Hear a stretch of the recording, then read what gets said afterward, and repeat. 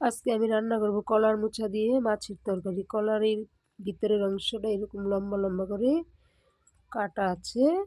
আর এখানে চাউলের গুঁড়ো, হলুদ, নুন দিয়ে মাখা আছে।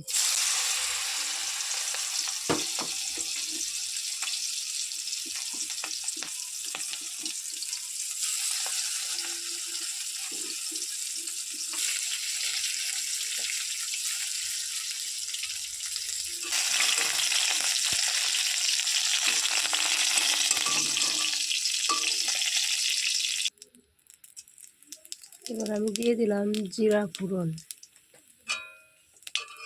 এবার আমি দিলাম আলু সিদ্ধ।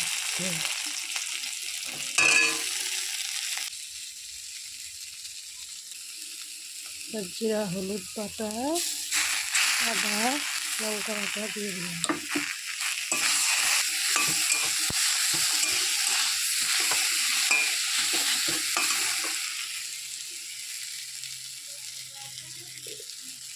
মশলা কষানো হয়ে গেল, দিয়ে দিলাম একটু জল।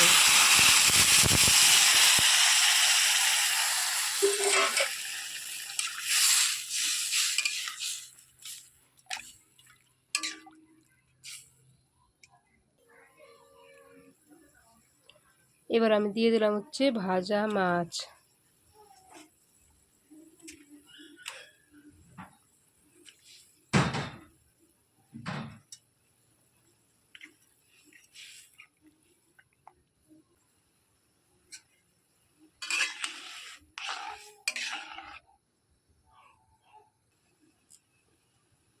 এবার আমি দিয়ে দিলাম কলার ফুলের ভাড়া ভাজি।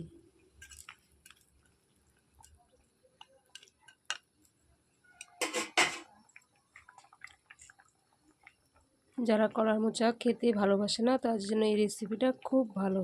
যদি আমার এই রেসিপিটা আপনাদের ভালো লাগে তো অবশ্যই লাইক করবেন।